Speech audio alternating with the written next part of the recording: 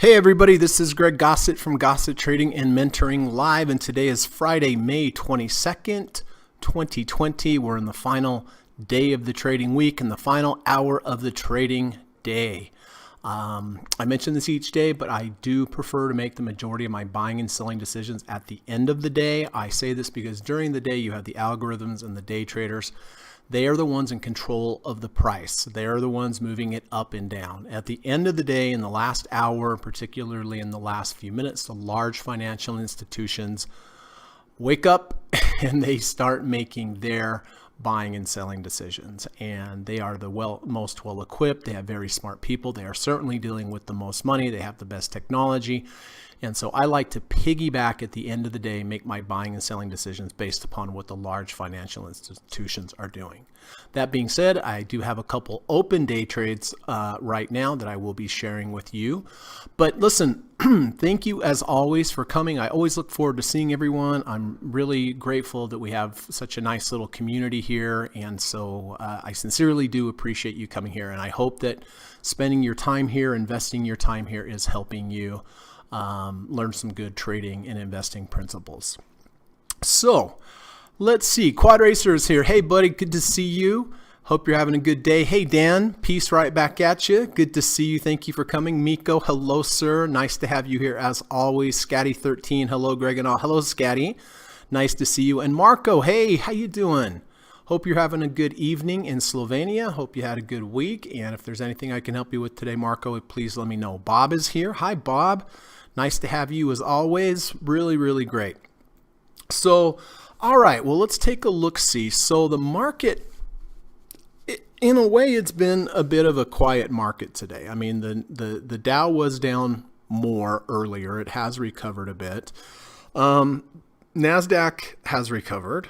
It's up 0.3%. So, pretty dull, right? And the S&P is up 2.43%, up 0.08%. So pretty close to break even here all the way around.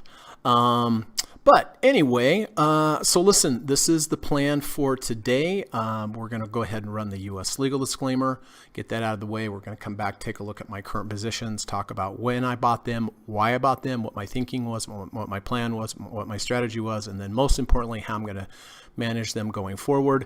As I mentioned before, I do have 2 current day trades open off of the 39-minute bars. So I'll show you where I got in there, why I got in there, and how I'm going to manage them going forward. I will close them before the end of the day. And then some of you have been kind enough to share your trades with me. We're going to go through all of those. Looks like we have a mix, some up, some down, but we're going to go through and take a look, see what's happening there. After that, about the halfway of the show, I am going to spend just a few minutes talking about trader psychology, trading philosophy, trading words of wisdom. 80% of this trading game is not your entries and exits. Well, it is in a way, but it comes down to whether or not you follow your plan of your entries and exits. And that comes down to psychology. That comes down to your emotions and whether you can follow your plan or your emotions amplified, So anyway, I think it's a very important part of trading. I think it's 80% of trading, and that's why I like to spend a few minutes, and hopefully you find that little segment helpful. After that, we're going to go down through my watch list, each stock one by one. I do have 3 requirements whenever I look to enter a new position. First, I look for a confluence or a combination of indicators lining up. You're going to put yourself in the best possible position to have a profitable trade if you're in the company with as many other buyers as possible. And so how do you do that? The way that I approach it is I look at each indicator like MACD or RSI or moving averages, ATR channels. I look at those as potential groups of buyers hanging out, right? And like I mentioned before, the best way to put yourself in the best position to have a profitable trade is to be in a company with as many other buyers. So if I can get all those indicators lining up at the same time, or in other words, I can get multiple groups of buyers coming in at the same time, that's going to put me in the best position to have a profitable trade. Doesn't always work, obviously, but I think that is what gives you an edge in the market, and you have to have an edge in the market. After that, second requirement, have to have a good risk to reward ratio based upon valid support below me. And attainable risk resistance above me, likely risk, right? You can buy something at 100 and say, I'm going to get out if it closes at 99, or I'm going to get out if it gets at 200. Well, that's a perfect risk to reward ratio, but it's not very likely that it's going to get up to 200, right? So good risk to reward ratio, 2 to 1 is my minimum, 3 to 1, 4 to 1, all that is better. But the key in trading, cut your losses quickly, have a defined level underneath you, have that line in the sand underneath you of where you're wrong, get out quickly with the small loss, and have the courage to stay in it as it's moving up until it does something that shows that it's not moving up anymore. And then number 3 requirement, I always pay a lot of attention to the correlation of my positions. I don't want to have 3 tech stocks or 4 tech stocks, right? I don't want to have four healthcare stocks, because they're going to go up and down together most likely. So I like to have good diversification in the type of stocks I'm holding, the industries I'm holding, and also in my trading approaches, right? That's why I have, 4 or 5 trading approaches that I use, because I want to diversify there as well. So I'm going to go down through the list. If I see anything interesting, I'm going to check it at the end of the day before the market closes. I'm going to go down through those candidates with a finer tooth comb, see if I can pick the best one. And also I have identified a couple setups, possible setups today at the end of the day that I may take based upon the weekly bars, not the daily, but the weekly. And I'll show you that a little bit more later. But essentially, I would not be making any selling decisions until next Friday, right? Because 1 bar for a week is 5 days. So anyway, I'll show you all that. And then after the market closes, if anybody has any questions for me, please let me know. If you need me to clarify anything, please let me know. If you'd like me to take a look at any stocks, put them in the chat. I'm happy to go over them, give you my humble opinion. If there are any stocks that you'd like to get my opinion on before the market closes, if it would be helpful for you, please put them in the chat, but please put an asterisk by it, or a star, or an emoji, or something, so that I know it's time sensitive, and I'll do my best to get to it. All right, and then that's going to be it. So Monday, by the way, the market is closed for Memorial Day, so we'll have a nice 3-day weekend away from the charts. So anyway, I'm going to run that U.S. legal disclaimer. Hang tight, and I'll be back in about 40 seconds. Thank you. This video or live broadcast, like all instructional materials produced by Gossett Trading and Mentoring LLC, is created and published for informational and educational purposes only. Please carefully read and/or listen to the U.S. government required disclaimer before watching this video or live stream broadcast. The video link and disclaimer text are located in the description section of this video or live broadcast, here and here. Thank you so much.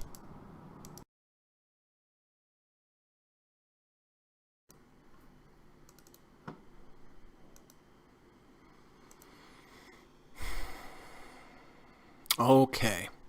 Frank is here. Hey, Frank. Good to see you, my friend. Says hello, and hello Greg and group. Hello, Frank. Kamal is here. Hey, buddy. Good chatting with you earlier. All right, let's start it off. Oh, we're going to start right off with the world famous buy trade. Okay, I'm sure everyone's excited. So I do buy the SPY every day at the close of the day. I hold it overnight. I take the overnight risk. I sell it first thing the next morning. Why do I do this? This is based upon a long-term study from Liz Ann Saunders at Bespoke Invest. This back-tested study uses 2 approaches, tests 2 approach every day since 1993. First approach, buy the SPY at the open, hold through the day, sell at the close. If you use this approach every day since 1993, you had a negative 13.9% return. The opposite approach is what I use. I buy the SPY at the close, I hold overnight, I take that overnight risk, and I sell first thing the next morning. This approach, positive 634.2%. So a big difference between when you buy it and when you sell it. Past performance, no guarantee of future results. That is true. This may never work another day in history, but if I'm going to allocate money towards something, I'm going to allocate it towards something that has a good back-tested record, and you can see the blue line, which is the buy in the afternoon, sell the next morning. Over time has done really well. It has ups and downs. There are drawdowns. There's times where you're like, why am I doing this? But over the long run, this has been a profitable approach. The key here, though, is if you're going to use this to position size conservatively, 5% position size, 10% position size, because you are going to go through drawdowns, but you're also going to go through nice periods of up as well. So that being said, boy, this is so close. I did buy it yesterday at the close at $294.81.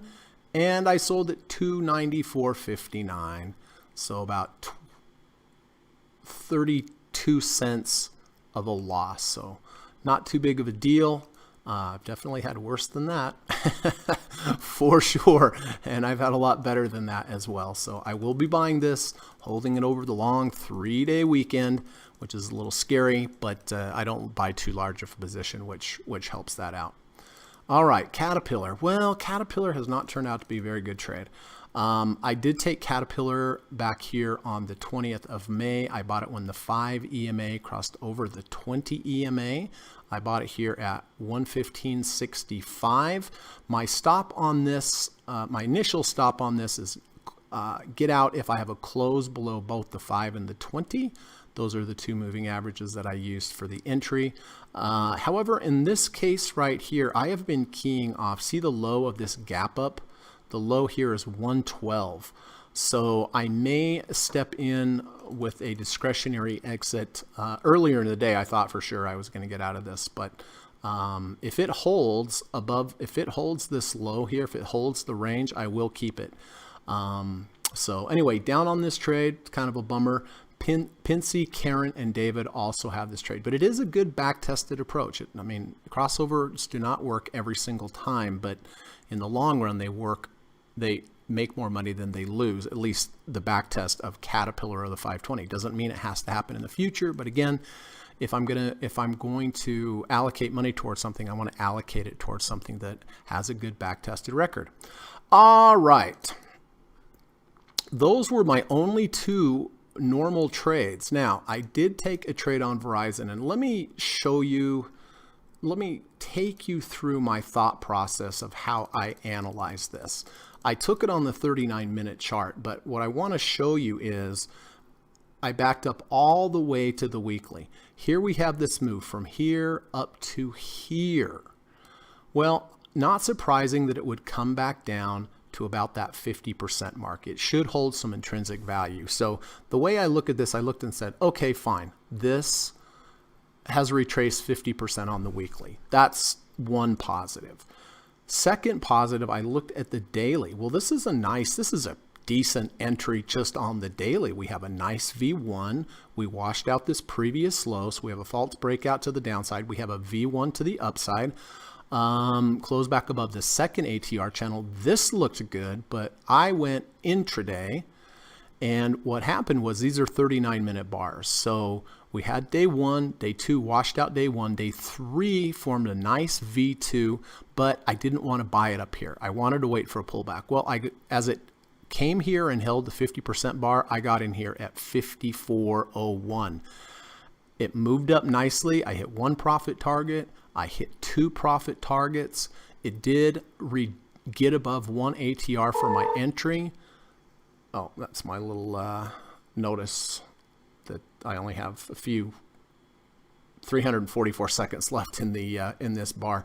So from here, we got above 1, moved 1 ATR for my entry. At this point, I'm instituting a trailing stop. Well, I didn't have a close below the previous day's low. Here in 333 seconds or 327 seconds, if it closes below here, I will have to get out. Hopefully, I'll still be able to keep a little profit on this trade. I did scale out here and here. My entry was here, so if I pulled the trigger here, I definitely would still have profit on the trade, but this bar is a little concerning. So, but I'm going to wait till the end to see if it closes below, and if it does, it does, right? Gold. Well, gold was doing nicer early. We had this is a 39-minute bar. We gapped up here. We moved sideways. We had a spike down. I bought this on the V2 here at 163.08. It moved up nicely for me initially, never got up more than 1 ATR for my entry. My initial stop here is halfway, a close below halfway of the washout bar. I don't like this bar forming here. It was up nicely just a little while ago, but now I have a V1 to the downside. I'm still up on the trade slightly, basically a break-even trade, so I'll just have to see how these work out. But technically, at the moment,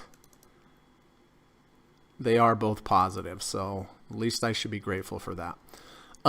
Let's take a look. Tim Bates is here. Hey, Tim, nice to have you. Appreciate you coming by. If there's anything I can help you with, let me know. Frank has a poem for us. Trading is a type of sport where you can play both long and short. Where else can you participate and view the game behind home plate? So trade with care. Don't mess about, because it's 1, 2, 3 strikes. You're out. Oh, that's good stuff. One more time. Trading is a type of sport. You can play both long or short. Where else can you participate and view the game behind home plate? So trade with care. Don't mess about, because it's 1, 2, 3 strikes. You're out. So good. So good. Thank you, Frank. Always appreciate the time and effort you put into that. I hope everyone else does, because those are really good. David's here. Hey, buddy. Good to see you. Appreciate it. Quad says, awesome poem, Frank. I totally agree. Thanks, Quad. Quad says, considering taking GS for a lower price if the 520 holds. Okay, so this is an interesting concept here. I was thinking about this last night, and I have spent a lot of time thinking about this over the years. You know, if you have a 520 crossover and you don't take it, and then it goes lower, but the crossover is still in place, can you still take it? Well, listen, people that took the crossover are still in it. So by taking it at a lower price with a better risk to reward ratio, you can certainly make the case about that. I think my thoughts on it would be, you know, if it had a crossover and then went down with a huge bar, I probably would stay away from it. But if you have the crossover and there's not a lot of damage done to the chart, you're basically just getting, it's backfilling a little bit and you're getting a little better price, then yeah, because if you were taking the cross, you'd still be in it. So why not get in it lower if the people that took it higher are still in it, right? You can make an argument. The argument would be, well, now it's not showing you any upward movement. That is a bit of a negative, but on the other side, you have a better risk to reward. So I think really my take on this would be, you know, if it goes down but doesn't cause damage to the chart, not big bars down, all that kind of stuff, yeah, I think it's probably fine. But like this looks probably fine. But if it was a big reversal bar, like a bar like something like this, I probably wouldn't do it. So that's about how I would look at it. Tim Bates, not going to lie, I didn't realize that was a poem. Frank has poems for us every day, Tim. Whenever Frank comments on something, I have to kind of pre-read it to see if it's a poem or not. But yeah, that was a great poem. All right, let's take a look, see how everyone else is doing. All right, Karen, Kamal, MA did buy oil back here on the 14th of May, bought it at $21.49, have had a monster run, had a bit of a kind of a huge bar up yesterday. It is down today 4%. It is still holding the 5 EMA. It did lose the 50 RSI. It looks like it's going to lose the 50 RSI. If I was still in this trade, me personally, I would probably lock it in with the loss to the 50. I was fortunate enough yesterday. I ran out of shares. I phase out of my moves, and as it got higher and higher and higher, I actually ran out of shares up here. So that was a really good trade for all of us. For Kamal, MA, and Karen, that still looks like about a 19% trade. So if there's any changes on there, anybody, let me know. TDOC, Quad, Miko, Kamal, and Bing He bought Teladoc yesterday. It was looking good at the end. We had a 520. At one point we had a 520 crossover. We had a nice V2, but they both untriggered. So not down too much on the trade, really. But if there's any changes here for any of you at the end of the day, let me know. Twitter, Kamal has had a monster trade on Twitter. We had a nice return to value, sideways motion in the value zone. Kamal had a nice V2 trigger here, initially went up, then went down, tested his stop for 2 days in a row, but closed back above and then had this beautiful run up here. So Kamal, congratulations, bud. This is a huge trade. Kamal's had some monster trades, up 12%. AGQ, speaking of monster trades, Kamal did buy silver back on the 7th of May when we had a 520 crossover on SLV. He decided to express the trade in AGQ. This has been a monster trade. Let's take a look. Currently, 27%.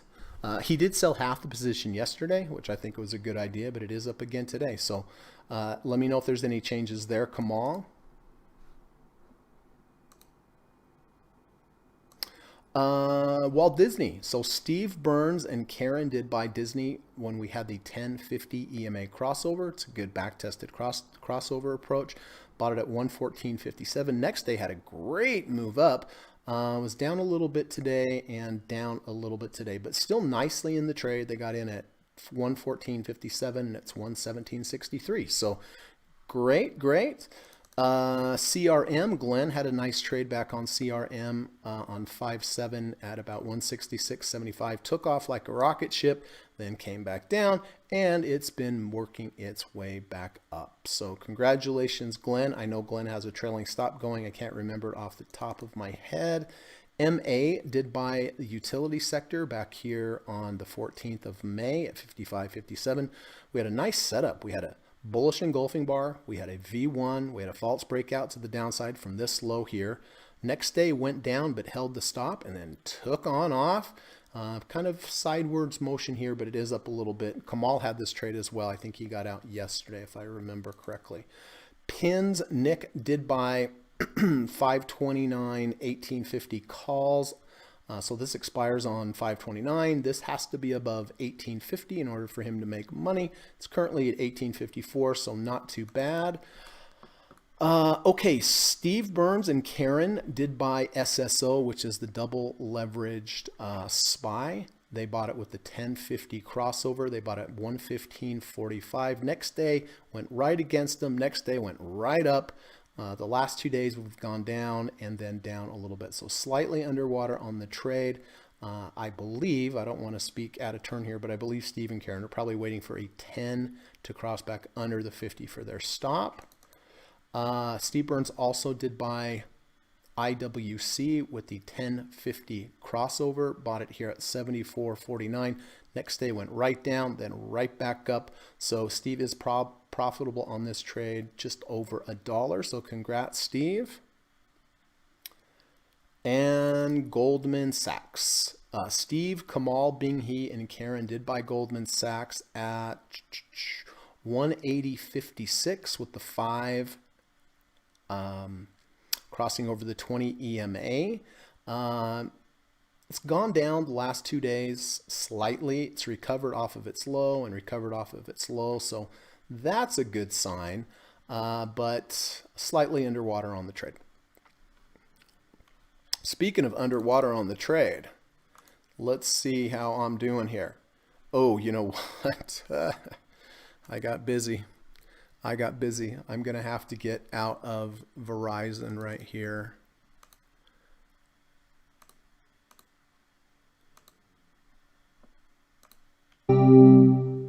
Okay. So thankfully it was still a profitable trade. I bought here 54.01, hit 2 profit targets at higher prices, and then just got out exactly where my entry was. So it was much better earlier, but still profitable. So I'm happy for that. And then gold. So I can take Verizon off the board. And then gold, how am I doing on gold? Slightly underwater on this trade. I bought it at 163.08. Now it's 163, so down 8 cents on it. But my stop here is a close below 162.82. So we'll see what happens. Okay.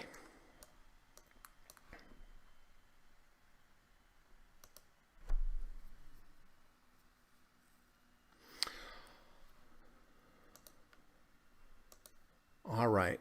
So listen, before we start going down through the watch list, looking for an entry for me at the end of the day, like I mentioned earlier, I do like to spend a few minutes talk about trader psychology and philosophy, good trading words of wisdom, anything that can help you from a psychological standpoint in approaching trading. And there's some really good Facebook channels out there, some really good Twitter channels out there that I read every day. They post really good information. If you just really read it, internalize it, it will help your trading. This one's from our good friend Steve Burns at New Traders, Rich Traders on Facebook. I don't see Steve here today, but if you're listening, Steve, I want to thank you for putting me on your follow list on Twitter today. I really do appreciate that. Okay, let's see what Steve says. Short and sweet. Trading is not a game of prediction. It's a game of reaction. And I'll tell you what, I have battled with this my whole trading career. I've been trading for 24 years, and I like to study macroeconomics. I like to kind of pontificate about what I think the market's going to do, but that's prediction. If I will always do better just reacting to what the market is doing and what my charts are doing compared to just what my predictions are. I'm usually right on my predictions, but I'm way early. I'm way early to the upside. I'm calling a top, and I'm way early to the downside, calling a bottom. And being right but early doesn't put any food on the table. So what I'm saying here is try not to predict. I know, if you're smart, you're trying to figure it out, but why not let the charts, why not let price action just show you what to do instead of, trying to figure it all out from a macroeconomic standpoint. But this is short and sweet, but it's so true, everybody. Trading is not a game of prediction. It's a game of reaction. I have some friends, I have some students that have told me, I'm going to stop trying to figure out the market and just use price action. And it always works out better. I'm telling you. So thank you so much, Steve. I appreciate that, the good saying here. And to me, it's very helpful, and I hope it's helpful for you. Oh, there is Steve Byrne. Hey, buddy. How you doing? Good to see you. Always an honor. Always a privilege to have you here, Steve. Yep. Trading is a game of prediction. Is not a game of prediction. It's a game of reaction. So true. So true. All right.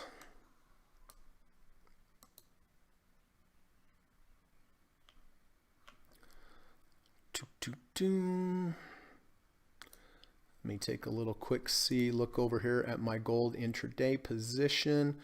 Well, still no real signals. It didn't go up more than 1 ATR. If it went up 1 ATR, I'd get out with a close below the previous day's low, but it has not done that. My stop here is a close below halfway of the washout bar of where I took the trigger. So slightly down on the trade, about 8 cents, but I will be watching it towards the end of the day. Let's see how everything else is doing. So the SPY was up earlier. Let me take off the overnight SPY trade there. We've tested the 200 2 days in a row. We went above, closed below, went above, closed below. So, this is a key line of resistance right here, right now, is that 300, is that 200-day moving average. To me, it looks like the better risk to reward ratios to the downside than to the upside. I would consider getting in the SPY if it closed above the 200, but it has rejected it twice. So, that's a bit of a bearish sign, I think, for the market overall. Caterpillar, if this closes below 112, I am out. So I'm going to have to watch that at the end of the day. So Dow's back down 88 points. NASDAQ still hanging in there. All right. All right. So listen, before I go down through the watch list, I just want to remind myself, and I want to remind everyone else, please choose wisely today, by Diana Cooper. I don't know who she is, but I'm glad that she put up this graphic, because it's just a quick reminder before I start getting into thinking about what I want to buy or not want to buy. You know, it's just 3 good words. Choose wisely today. Make sure you have a confluence of signals. Make sure you're positioning size correctly. Make sure it's a good risk to reward. Do you really need the trade? I mean, do you really need the trade? Are you putting the trade on because you want action, or is it a legitimate trade? You know, so always think to yourself, you know, am I choosing wisely today here? Am I getting caught up in emotion or anything like that, or am I just choosing wisely? So what I'm going to do, well, you'll see.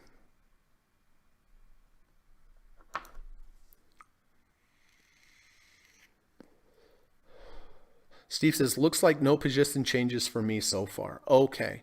Frank says, trades come and go, Steve, but learning sticks to the ribs. Ooh, nice. That does make sense. That does make sense.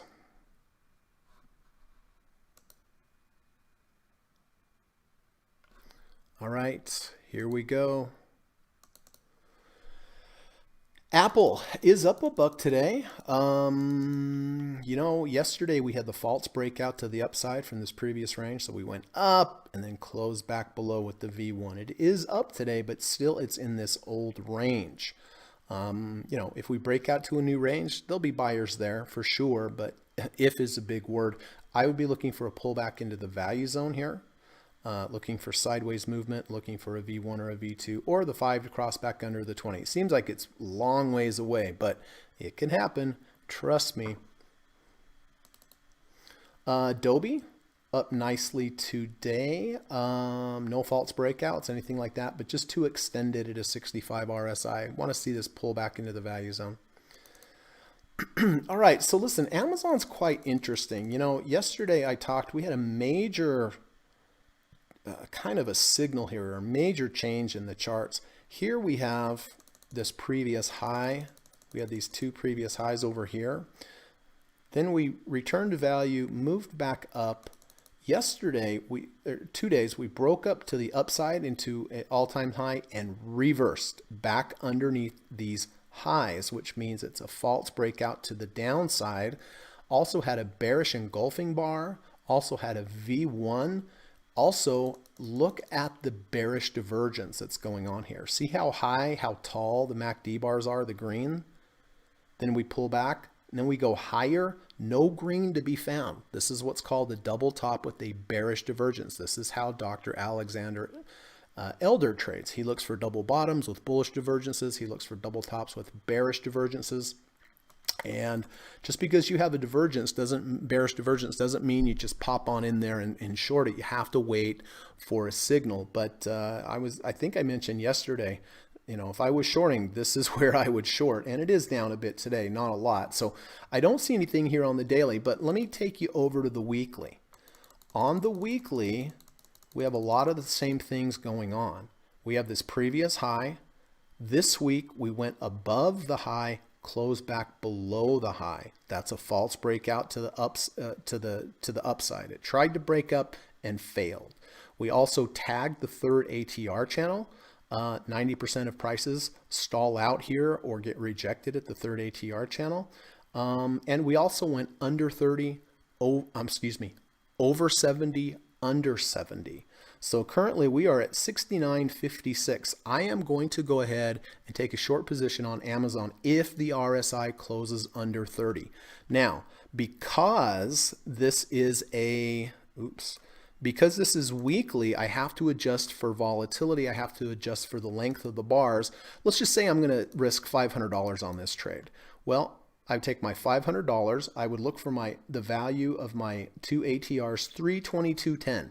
322, $500 divided by 322.10 tells me to buy 1.5. I would buy 2 shares, right? If you're risking $1,000, it would tell you to buy 3 shares, right? So you have to position size smaller when you're using weeklies because the moves are so much bigger. So that's why you have to account for it. But the false breakout to the upside, the rejection of the third ATR channel, the loss of the 70 RSI, all the stuff I just talked about here on the daily, I have confirmation on two time frames here that this might be possibly a good short. So the question would be, where would be your stop? My stop would be a close back over these highs, right?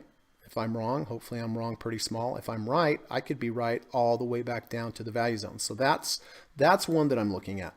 Another that I'm looking at, again, this is a weekly setup, is Boeing, but this is to the long side. So we've had this base here, the sideways movement base. Last week we went to the downside. This week we reverse back up. We have a V2. Here's bar 1, bar 2, bar 3, bar 2 washes out bar 1. Bar 3 looks like it's going to close above bar 1's close, which is 133.44. In addition to that, we went under the third ATR negative third ATR channel. We went back over the negative third ATR channel. And on top of that, we went under 30, over 30.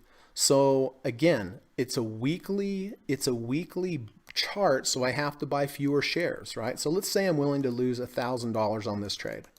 I take 1,000, divide it by the value of 2 ATRs, which is 72, and it would tell me to buy 13.8. It would tell me to buy 14 shares. Doesn't seem like a lot of shares, but remember, you're holding this for an entire week. So I do like this on the weekly as well. Okay, Alibaba. Ooh, boy, I had a good trade on Alibaba here. Scaled up, scaled up, scaled up, scaled up here. Came down, it held the low, the previous low. I had to get out yesterday. Still a nice profitable trade, but thankfully we all got out of that before this mess right here. So now we're back in the value zone. If we could get some sideways motion, then I'd look for something there. Berkshire Hathaway, I do not see anything on Berkshire at the moment. Beyond Meat, just kind of range bound up here. I'd like to see this pull back into the value zone. I want to buy in value, sell above value. Caterpillar is right there at my end of day stop, 112. And the reason I picked 112, that's the low of this gap up range. So if it closes below, I'm out of there.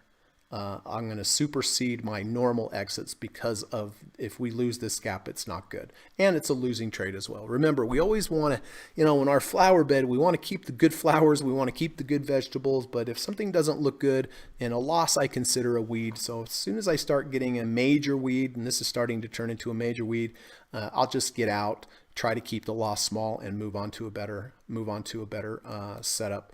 Carnival, nothing really there.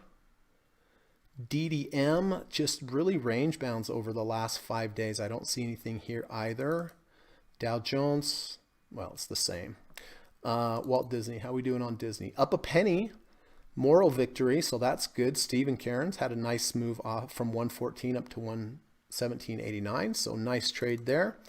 Etsy, oh man, I had a little day trade on Etsy. I got out. It was positive slightly, but boy, look at this big day here today. We have a V2 in the value zone, but this bar is too big. We don't have a washout, but technically it's a V2. Facebook was up, if I recall. Yep, up nicely. We had a big reversal bar yesterday. We gapped up, reversed back down. Now we're about halfway of this washout bar. If I was really looking for a trade here, I would look for a short trade on a smaller time frame, but nothing there. My gold position, I still have gold here. I am slightly underwater by 5 cents. So my stop here is a close below halfway of the washout bar. So I'm sure this thing will make its move before the end of the day, one way or another. Google, nice move back up, but I don't see anything. Goldman Sachs, Steve and Kamal and Bing He and Karen have this. They took it with the 520 crossover. Slightly underwater, not too bad, 66 cents or something like that. But they took it with the 520 crossover. Home Depot, just range bound, not doing much there. IBB has really been range bound here for a while. It's starting to create this little flag and pennant. This is probably going to break one way or the other soon. Intel, I don't see anything there. The Russell 2000, yeah, it's pretty dull today, actually. Johnson & Johnson, I did buy Johnson & Johnson. Where did I buy Johnson & Johnson? I know I bought Johnson & Johnson.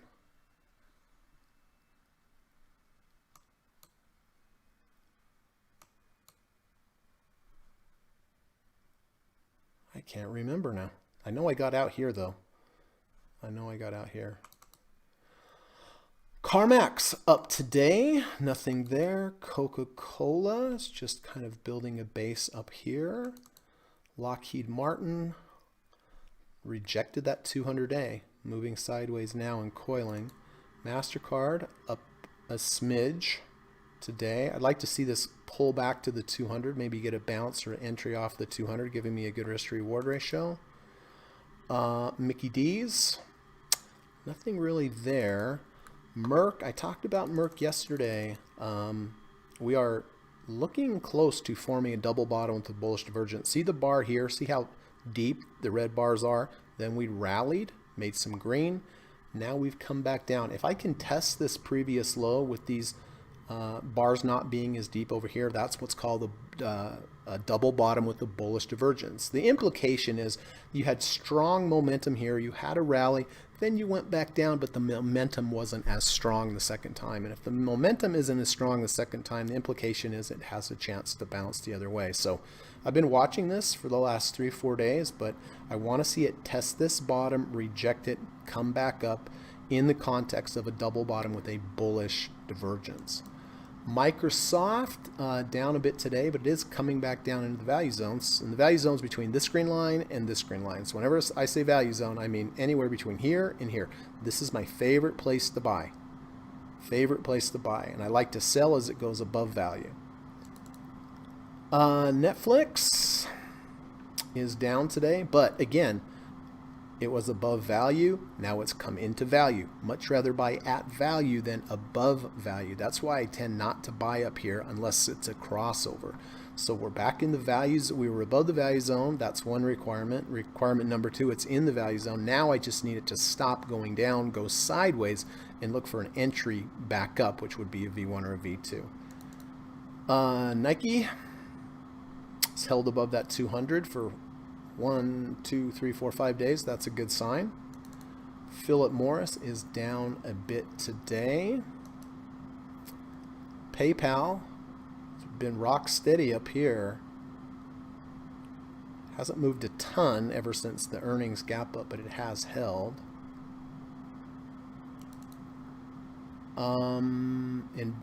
The Qs are up today. We had a big down bar yesterday. We had a false breakout to the upside, reversal back down. There was some volume that came in. We've had a bit of a bounce here, but I'm not surprised it only got to about halfway of this bar and failed. Silver, we talked about silver. We had a good trade with the 520 crossover. SPY went red to green today, meaning that it was red earlier and reversed back up, but still dealing with this 200-day moving average. Had a slight loss on this with the overnight SPY trade. It will buy this again today. Teladoc, Quad, Miko, Kamal, and Bing He in this. It's holding right at the 50 RSI. If it can hold at the 50, that's at least a decent sign, but if it closes under 50, that's not such a good sign. Bonds rallying a bit today. Tesla down today.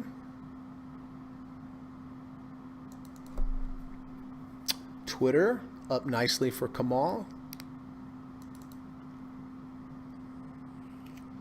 United Airlines has had a great rally. Oh my gosh, I mean, look what this is up, like 25%, up 26.9% this week. So a great week, but you know, we were below the 1 ATR channel. We came into the value zone. Now I'm looking for a day or two pullback. Have the people that bought here, they're going to be looking to sell if it gets weak. If it does gets weak, they will most likely sell. That will cause the price to come back down. But if we can get another group of buyers to buy that higher low, as indicated by a V1 or a V2, that would be a good sign. That's what I'm looking for. This is a little chasey to me. I like the move, but I want to buy the first pullback with a trigger, with the V1 or V2 trigger. Natural gas. Well, Yeah, this looks really ugly, but there are a couple good things going here. We went under the 30 RSI on the weekly, and we are closing back above the 30. That is good. We tested this previous low from this week back here, rejected it, crossed back over, and we have a double bottom with a bullish divergence. Here's your low. We have deep red MACD bars. We rally into green. And Anthony, if you're listening, now we've come down and made a lower low, but there is no green. There's only still red. So that is a double bottom with a bullish divergence. And technically that could be the trigger with the under 30, over 30. I think I'm going to stay away from that, but I don't trade natural gas very often. But I'll tell you we have a low with deep MACD bars. We rally into the value zone with green. We make a lower low, no red to be found. That's called the double bottom with the bullish divergence. Technically, it's called the missing right shoulder. It's even better than a double bottom with the bullish divergence. And then you have to wait for the trigger. Well, we had two triggers, under 30, over 30, and false breakout to the downside from this low. And MACD's positive. I don't know. This is kind of tempting, actually. Okay, I'll mark that. UNH back into the value zone. Technically, it's a V2, I guess. That, I'm not sure if that washed out. I'm going to let that one go. Oil down a bit today, but Kamal and Karen and Emma have had a really good trade on that. Here's the dollar. We've rallied. Don't see anything there. What's VIX doing today? VIX is down, but it is holding pretty steady here, isn't it? Speaking of VIX, I am interviewing Dave Lincoln tonight. He is a VIX trading specialist. That's all he trades. He traded in the pit, and I will be interviewing him tonight, and I will put the interview out on YouTube. And so going to have him explain VIX from a real professional, how professional traders look at VIX. Verizon. Okay, I already got out of that. Had a small little gain on that day trade, but I'll clear up the chart. Walgreens, no. Walmart, no. Energy, we had a false breakout to the upside yesterday. Continued down today, reversal back up, so I don't see anything there. Financials, I don't see anything. Real estate having a nice day today here. It's a V2, but it didn't wash. This is day two. Day two did wash out day one's bar, but not enough. But it rallied nicely. Utilities is up for MA. That's good. Healthcare back in the value zone, moving sideways. That's good. And Zoom not doing much. So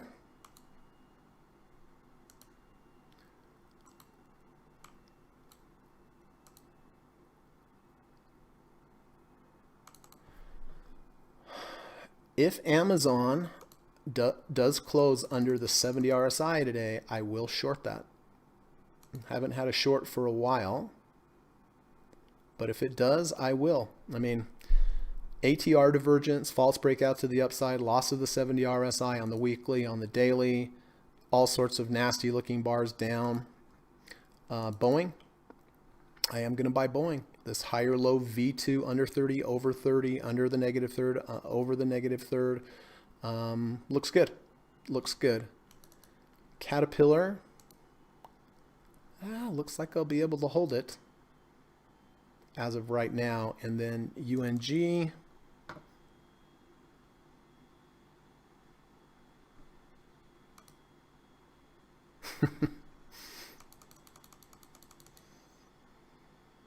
You know, if this bar wasn't so nasty, but it is up today as well.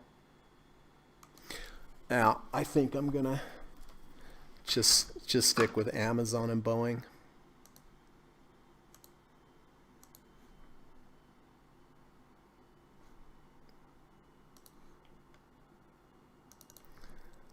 All right, let me check in real quick on my little gold trade. Well, I like this V1 that happened on the 39-minute bar here. I can tell you that.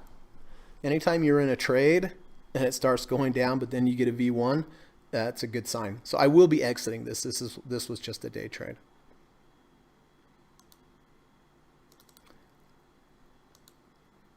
All right. Let me take a look over here. Bing He says, "Hi Greg, what do you think of GIB?"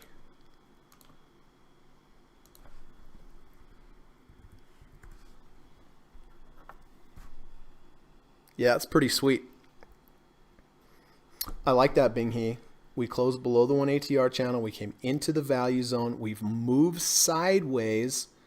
Had a nice, technically a V1 today here. It really is a V1, but it's also kind of a legitimate V2. Also closed above the 50. Look, if you look at USO, look at the similarities in the trade.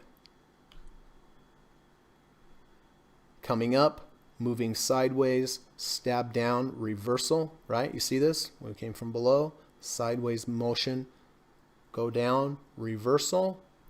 And then if we go back over to GIB, very similar. Down, up, sideways, spike down, reversal. Looks like you have a 520 crossover there as well. Yeah, that does look good, Bing He. Steve says the market has found some equilibrium in this range. Yeah, it's people don't know whether they want it higher or lower. It goes up and it gets sold into, and it goes down and it gets bought. So we're consolidating. People are figuring stuff out. Yeah, that GIB is a good setup. And if you look over on the weekly as well, Bing He, I love the weekly. Look, the under the 200, over the 200 on the week, that's also a good sign. Yeah. And volume today.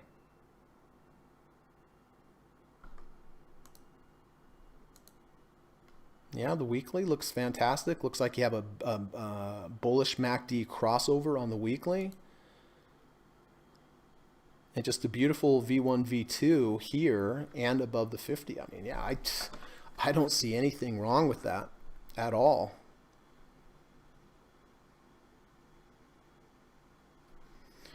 All right. Let me... Oh, is Chewy up today? Ah! It sure is. It sure is. Boy, oh boy.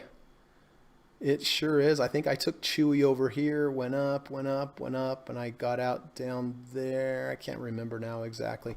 Wow. Do you have it, Glenn? Does anybody still have it? I know we were all in that.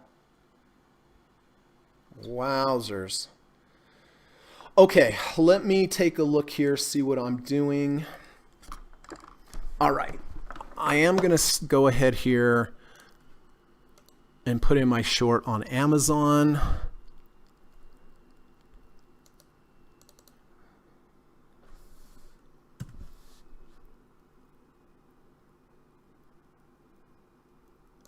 Oh. The bid ask was pretty narrow, which is interesting. That doesn't always happen on Amazon.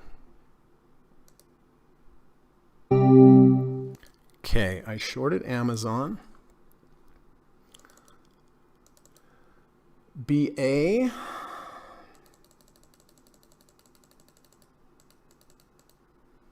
I am going to buy BA on the weekly.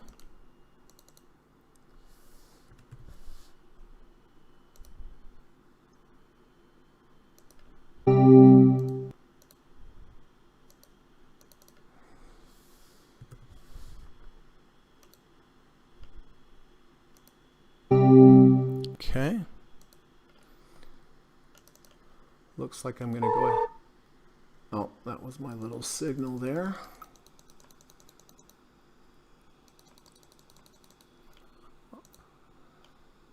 Caterpillar, anything I need to do with cat? Looks okay. It looks okay right now.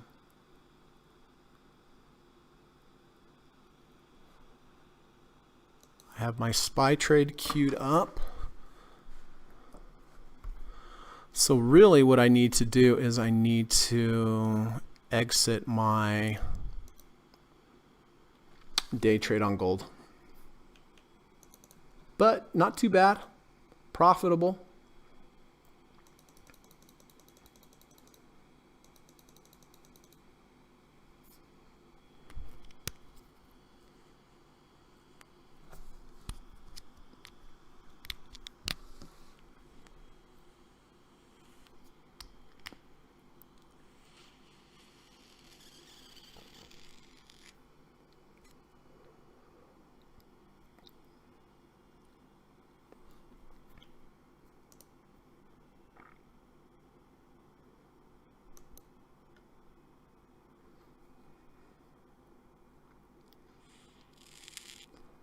Looks like IWC is making a new high for the day, which is great. So listen, after the market closes, if you have any changes with your positions, any taking your positions off or adding them back on, please just let me know, okay? Well, I'm glad to see gold's rallying here. I can't cut it too close. Tell you what, I'm going to take off here.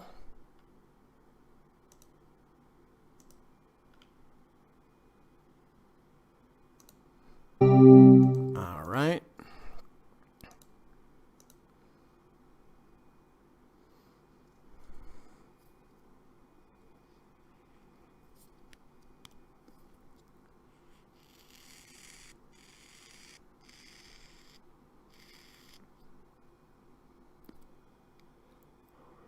We'll see how it closes in the last couple minutes.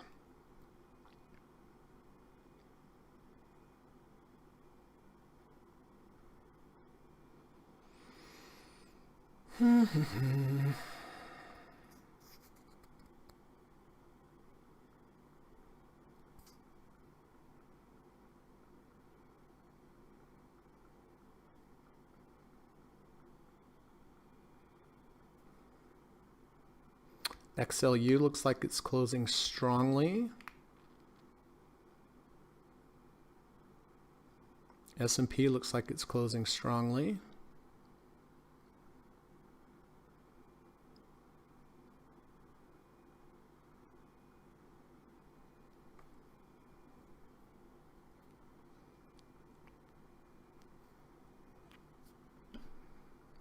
What do we have? We have 1 minute left. Take a look over here. Looks like Caterpillar is still holding that low of that range, so I'll go ahead and keep it. And gold's cranking up pretty nice there at the end. Wow, people buying into the 3-day weekend. It's amazing, huh?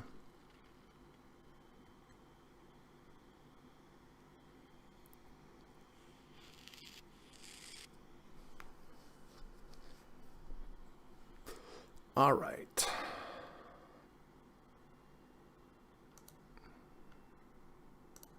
All right. There, the gold was gone. The gold was gone.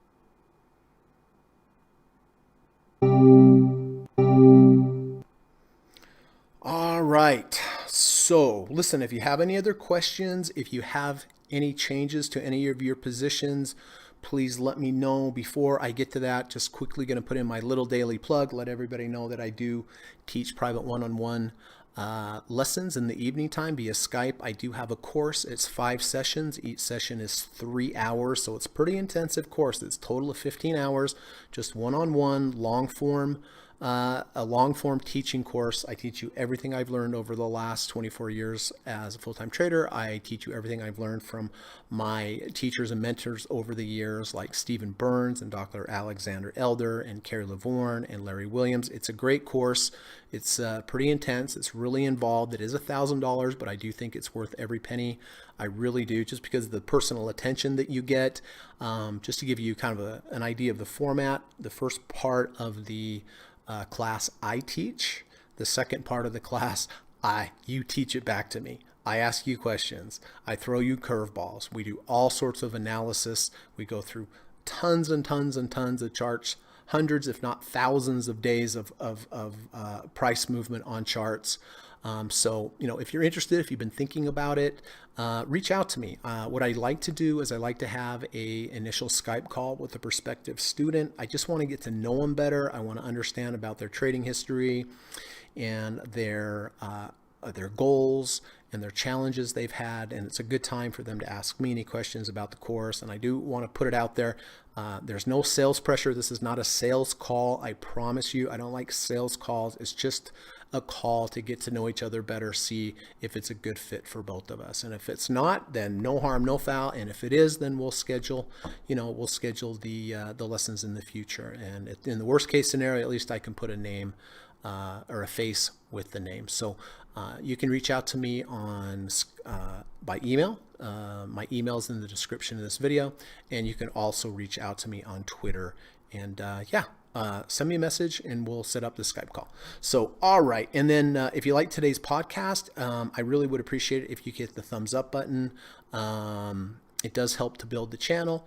If you like the content, please click it before you get out of here. If you didn't like the content, then don't, or hit the thumbs down button, whatever you want to do. So, all right. Well, there's my little plug. Now let's take a look and see where I got in and out of this stuff. So SPY, I bought at 295.44. Boeing, I bought at 137.35, and Amazon I shorted at 243.168. All right, so let's see. Let's get these up on the board, get everything nice and tidy here. All right. 295.44 on the overnight SPY. Caterpillar, I'm still in. It still did hold. Gold was the day trade, so that worked out pretty well, but I can take that off the board. BA,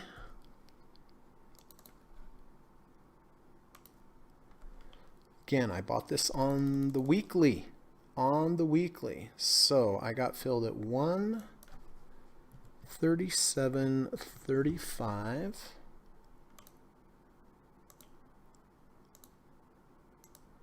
And I will not be making a decision on this until next Friday.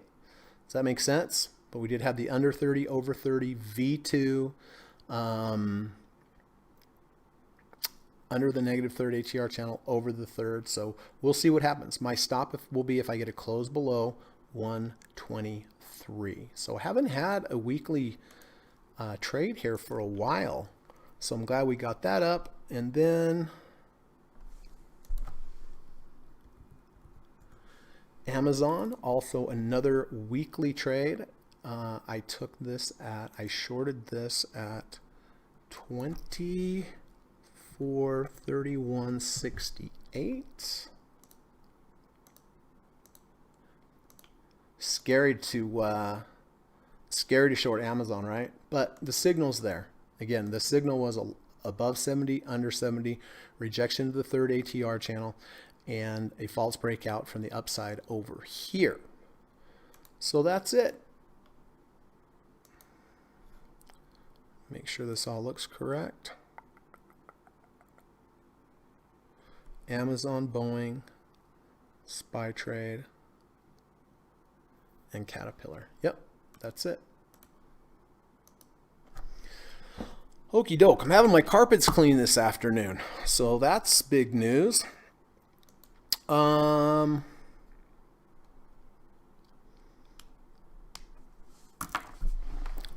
right. Let's see.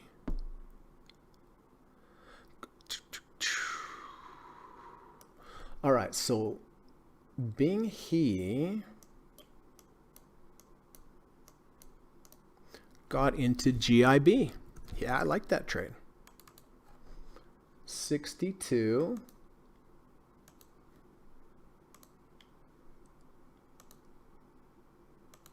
$62.18.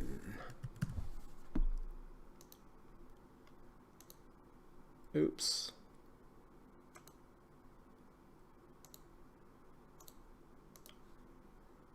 All right.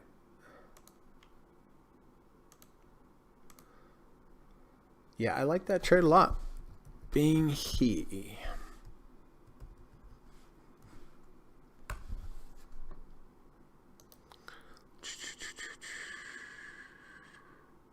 Glenn says, last time Amazon fell 2 days in a row, it bounced back $150. It certainly could. It certainly could, but you know, all I can do is look at the indicators, and we'll see what happens.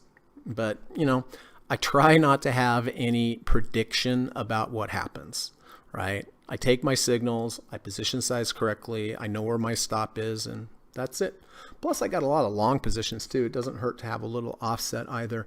Quad says, same being he. Thanks for the suggestion. Okay, so you are in. Quad is also in there. Yeah, nice find there, being he.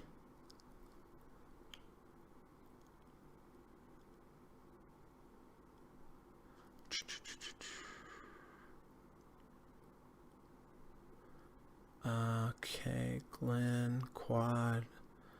Good luck to us. Glenn says GDX is not rallying with gold. GDX is the gold miners. Pretty dang strong though. Man, gold has just been strong. Those miners have been. Those miners, I think the junior miners have doubled. Kamal also bought GIB. Man, I feel left out now. Is a good signal.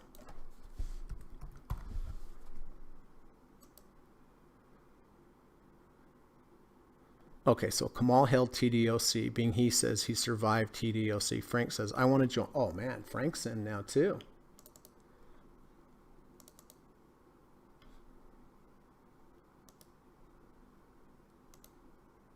So being he, Frank and Quad. Did I miss anyone else? Oh, Kamal.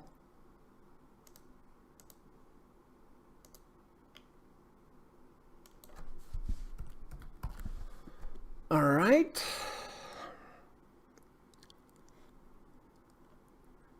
Frank is in there. Kamal says did not close USO. Ignoring sell signal of the RSI. Being he, Kamal, good luck to us. Yes, good luck. Greg, whenever you get a chance, my current positions are TDOC.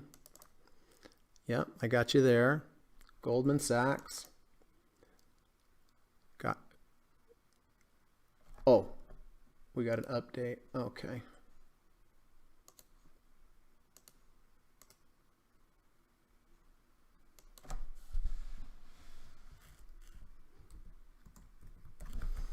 Okay, quad racers in.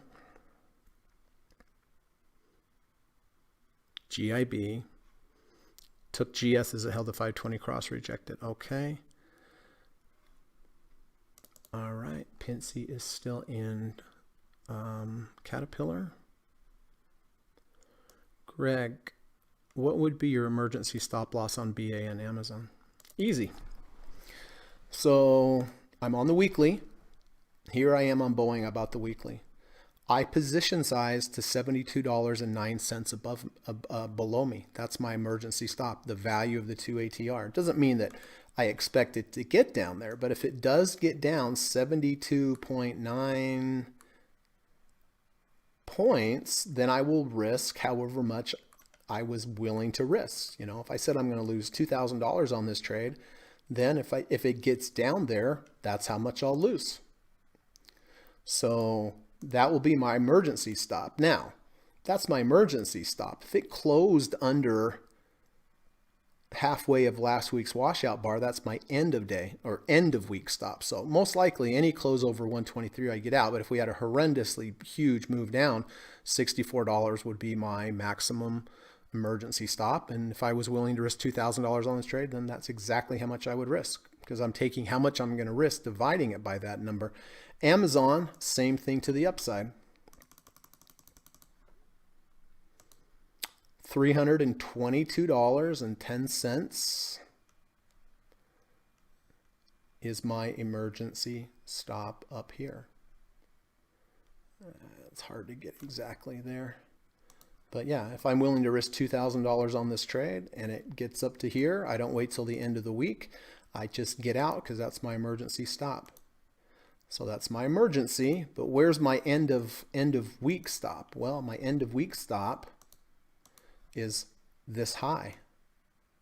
So you can see if we even just close over 24.61, then I will get out if it's at the close of the week. If it happens during the week and it's a monster rally up here to 27.50. But if you position size using the value of the 2 ATR, it looks like a huge amount up here, right? It is. I mean, if it would go up 13, well, about 13%, I guess. But I'm position sizing small so I can withstand that kind of move. I hope that makes sense. Glenn says, will BA end up like BABA? I have no idea. I have no idea if it will. All I can do, Glenn, is take a look at my signals. Do I have valid signals? Do I have a confluence of signals? Yeah, I do. Do I know exactly where I'm going to get out? Is it a clean chart? I do. Do I know exactly where my emergency stop's going to be? And if I hit it, how much? I do. Will it end up like BABA? That's speculation. I have no idea. John says, Popper's way to trade Amazon short, FNGD. Oh, really? FNGD. Oh, micro sector FANG 2 times leverage. So it follows Amazon, most likely, or the FANG stocks at a cheaper price. Good to know. Good to see you, John. Bing, he says, only thing I don't like about GIB is that it cross up and down 50 RSI for a few days. I remember Greg said he likes those which dip and quickly recover. That is a good point and good memory, Bing he. Whether it dips down to the 30, and I like it to race back up also. I don't like it to go under 30, over 30, under 30, over 30, because then it's kind of lost respect. So that is a very good point here. Very, very good point. Where it went under 50, over 50. I mean, over 50, under 50, over 50, under 50. That is a good point. But look at the volume that came in on GIB. I mean, nice volume. Bullish engulfing. Got a 520 crossover. Rejected the 1 ATR channel. Higher low V1, V2. It's kind of both in this particular sense. So I like that. I feel a little left out now.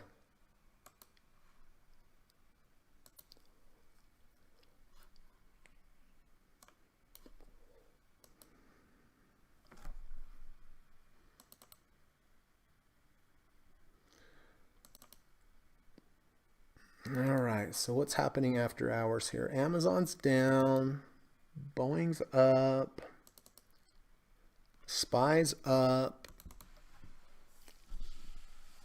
and Caterpillar's up. All right, I like that. I like that.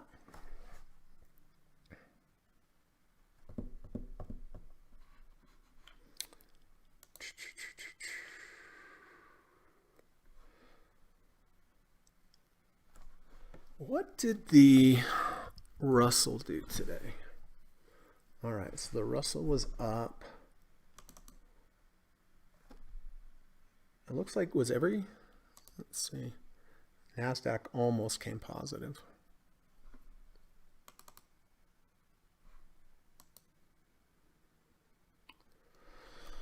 All right, well, if you have any other questions, let me know. Otherwise, I've got to move chairs and tables and couches and get everything arranged for the carpet cleaner to come in. Looking forward to that, I'll tell you what. I am looking forward to that.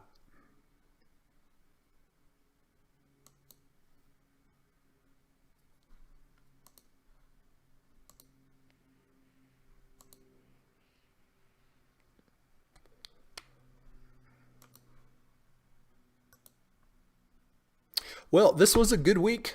I'll tell you. Down a bit today, but all in all, it was a really good week. So I'm very grateful for that. Thank you, everyone, and I hope you had a good week as well. That silver and the oil, those were the big winners.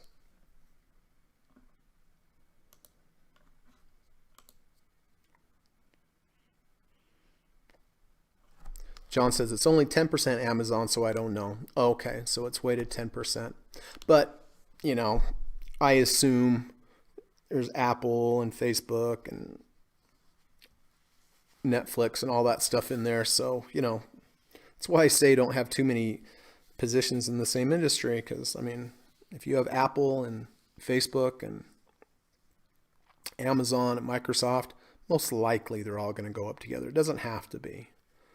Doesn't have to be. But look at Amazon today. Amazon's down today when the rest of the market's up. Zach says, thanks, Rick. Have a great weekend. You too, Zach. Good to see you, bud. Kamal says, GIB stop loss is any close below 200 MA weekly. Oh, is that your stop loss? Okay. That's definitely a good way to look at it. Dan says, there's an old Disney cartoon called Donald in Magic Mathland. Might be interesting for all to massage Fibonacci. Really neat. Oh, that's interesting. Donald in Magic Mathland. They talk about Fibonacci? That's cool. Bingy said, anyone take Chewy? I exited 2 days too early 2 days ago. I know. Somebody mentioned to look at Chewy. Dang it.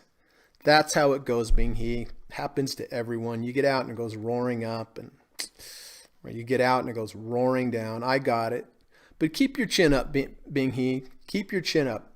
That Gib, the Gib chart looks really good. I mean, of course, we don't know if it's going to go up or not. I sure hope it does, but it gave some good signs here, didn't it? Dan says it's cartoon free on YouTube. Good. Well, little new something today. So the same old as with the overnight SPY trade. Caterpillar, that one's been a bit of a stinker, but it did hold, so I am holding. And then added a weekly trade. So this one will be a slower mover. Takes 5 days for this to make a bar, but we'll see what happens. And then threw in a short position on Amazon today. Haven't had the short for a bit, but like I said, I don't like the look at this on the weekly. I mean, I do like it if I'm short, right? I mean, it's a full-on false breakout to the upside with the reversal back down over 70, over 70, under 70. But then on the weekly here, I mean, on the daily here, yesterday was a big reversal bar. Now, it doesn't mean that we can't come back up here. I wouldn't be surprised if we did come and test up here intra-week. That will be a real test to see if, because look, people that were fortunate enough to short up here, as it moves back down, like Glenn was saying, there might be some buyers on this first step because the people that bought there or shorted there maybe want to buy when it goes down to cover. That will add a group of buyers. People who wanted to get into Amazon will wait and buy for a dip. So you might have two groups of buyers here. You really might, which might drive it back up. We'll have to see what it works. But anyway, I position size correctly. It makes sense to me, but is it gonna hold? I have no freaking idea. All I can do is put that trade on, pull the handle, and see what happens. All right, everybody. I better get furniture moved around. So thank you for coming. Always nice to see you. Hope you had a good trading week. Hope you have a nice long weekend. Hope that it's safe. You have some fun, but be safe, be good. If you could remember, please go out and try to do something nice for somebody today. Smile or a wave or give somebody a call just to check in on them. Really might make their day, right? So let's all be a little nicer. And then if you could hit the thumbs up button on the way out, if you haven't, I would certainly appreciate that. And what else? Yeah, we're not going to be here Monday the holiday, for the Memorial Day. So I think that's it for today. Thank you so much, everybody. I will talk to you on Monday. Bye now.